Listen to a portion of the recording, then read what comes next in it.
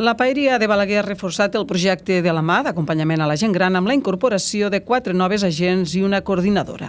Amb aquestes incorporacions són ara un total de 8 les persones acompanyants i 2 les coordinadores que vetllaran pel bon funcionament del programa.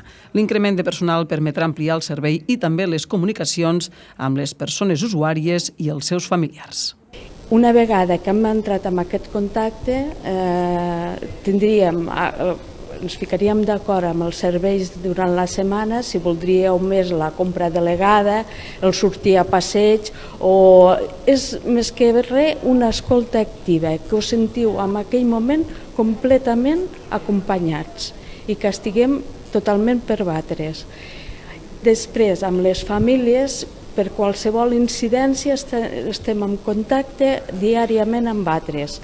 El programa de la mà té com a objectiu acompanyar persones de més de 65 anys i residents a Balaguer que per algun o altre motiu tinguin dificultats per sortir de casa soles o puguin necessitar ajuda per anar a comprar o fer alguna gestió fora del domicili.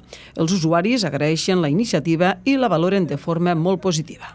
L'experiència és molt bona perquè feia falta.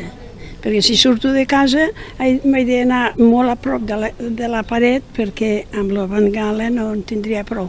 Per anar a comprar, parlar del temps, del dia, lo normal del que es pugui parlar durant el dia. El programa de la mà, subvencionat pel SOC, pel Servei d'Ocupació de Catalunya, és un servei totalment gratuït.